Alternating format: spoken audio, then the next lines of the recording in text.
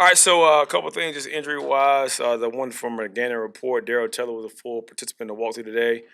As I mentioned before in the past, today and tomorrow we walk through just more about getting our guys back, getting them fresh.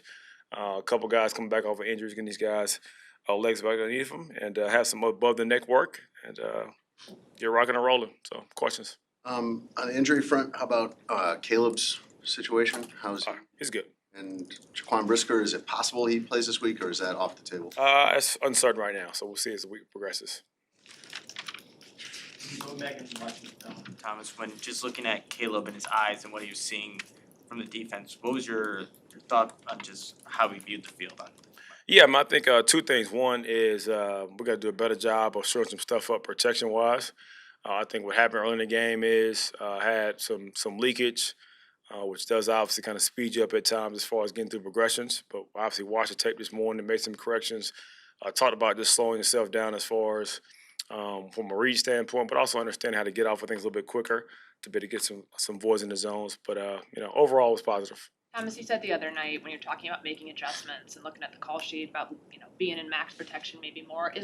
Is that a scenario where you don't want to have to live in max protection, but sometimes it might be your best option if the protection just isn't there with the O-line? Yeah, I think you got to pick and choose your spots. So the issue when it comes to max protection is you get less guys out on the routes. So unless you have true man coverage, it becomes difficult to get guys open. Obviously, have an opportunity to be able to hold on to the ball more times. But I think it's more about trying to find the times in the game, whether it be third and long, situational calls, could be 2 minutes to kind of deploy some of those 7-man protections. What is the correlation with Caleb maybe not having or needing better protection and not identifying open receivers at times? Is that because of that? Is that causal? I don't know if I fully understand the question. Just like I don't know if it's a regular basis that he's not finding open receivers on the field. So I don't know if that's the issue. Obviously, you got to do a really good job protecting the quarterback. But obviously, I think from the thought process of me being able to find more ways to get the ball out of his hands faster from a play call standpoint can help out with that. But as far as not finding open guys, I don't really find that as an issue I've seen on tape. What's been your evaluation of his accuracy Lately? I would say good overall. Can still be better. I think there's a couple missed opportunities here and there. I think it comes sometimes when moving in the pocket, having subtle pocket movements, getting your feet set. But I would say overall it's been good. Keenan had the stop and go or not up into the end zone. Double move, yep. Yeah, the double move into the end zone.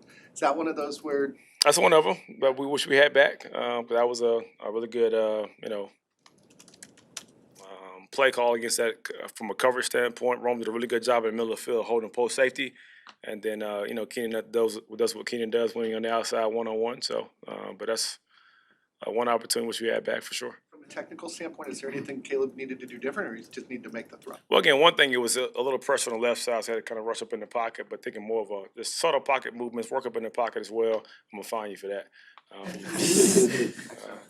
But working in the pocket, get his feet set, get a shot to the end zone. But Question for you, as far as coaching Caleb when he's under duress quite a bit because of the protection, how are you coaching him to prevent him falling into bad habits and having that become just kind of woven into how he plays the game now?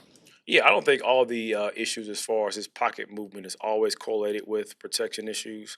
I think some of it comes with being able to try to do too much at times. I think from a standpoint of extending plays, there's a time and place to be able to have some off-schedule throws, but also be able to be patient, go through progressions. So I think it's kind of a balance of both. Or when you go back to the first game against Detroit on Thanksgiving Day, when you look at that first half, have you been able to identify some things from that first half beyond what maybe you told us after the game in terms of getting? Yeah, don't commit penalties and get open versus man to man. That was all the problem. That was kind of the biggest issue. I think as far as efficiency on first and second down, I think we moved the ball well at those times. Had some runs, play action pass, ball out plays, a couple of screens mixed into it. But the issues came with a couple of penalties on third down. Also, us being able to win versus sticky man coverage. Thomas, we've seen with Caleb, we've talked to him about the accumulation effect of the sacks, like whether it was his pass game or even I remember asking him about it earlier this season. And he'll repeatedly say, "It's not a mental thing. I'm not worried about it taking a toll on me mentally, but the physical part." is something he has to guard against. I get that, but we've seen this happen here before where a guy will start seeing ghost from getting hit too much. As a coach, how do you have to guard against that, knowing he's going to try to be a competitor, try to work through the hits, try to avoid them, but putting him in situations where that accumulation effect doesn't derail his progress that he's made? Yeah, so good question. I would say one, every player is different, so I'm not sure exactly who you're referring to in the past. You don't have to tell me, but I do believe him when he says that. He doesn't see ghosts. But I think when it comes to how you design plays, but also alleviating stress off the quarterback position, which first off starts with the run game, mixing in what we did last game against Minnesota, some screens, get the ball out of his hands a little bit faster, and also picking and choosing the spots when I want to end up being aggressive to push the ball down the field further so he had less opportunities to rush the quarterback and get some of those issues kind of occur throughout the game. Do you worry about that, like the accumulation effect of the coach? I mean, the player's going to have a different answer. Not with him, I don't. Thomas, on the throw to Rome where Caleb draws the defense offside, what impresses you about that play? Well, I think the evolution of cadence. So I think even on the road, being able to mix in silent cadence, which is a big part of getting defenders off cue. As we talk about the rush and affecting the quarterback, obviously cadence plays a big part in it. I think understanding of how to use cadence as a weapon to mix and match it in between downs and when it's most appropriate. Also being able to have guys on the same page as far as seeing the ball being snapped, the line moving in the right time to still protect the quarterback, but also have an opportunity to get a play down the field for the explosive. Thomas, with Jalen Johnson, we asked you about it after the game about him not having the captain on his jersey. Is that as you thought it was at the time, that it was just an? Yeah, 1,000%. There's been no communication about him not being a captain or issues with that. So I just wanted to clarify. It's been an interesting year for him. There's been a lot of really high emotions. Yeah. And emotional moments away from the game and things like that in the locker room. Where do you think he's at right now mentally? I think they're in a great spot. As far as just overall mentally, I think all of us are frustrated because obviously the result is not what we want it to be. So I'm not going to act like guys are just peachy with what's going on because they shouldn't be, and neither am I. But I think as far as some of the things that transpired that got out publicly, to me that's more of an issue of things that transpired before in our locker room. Because guys express emotion all the time. I want them to have expression. But the fact that the outside world has access to private information is a problem to me. That's the biggest thing. So it's one thing I talked about when I first took over as the interim head coach is, and I gave the example analogy about the family atmosphere and what the outside world knows about what happens in my house is not their business. And so a lot of guys get frustrated, which is normal. I want those guys to express their emotions, communicate it, to get it out. That's probably should be a safe space. But I think it's in a great spot right now. Play between the lines. What have you seen?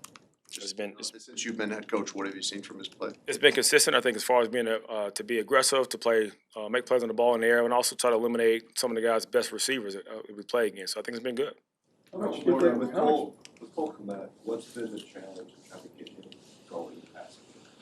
I don't really see it as a challenge. I think again, plays are designed to be able to kind of go through specific reasons to get guys the ball, and it might be just like I said before, more based on the coverage that plays out.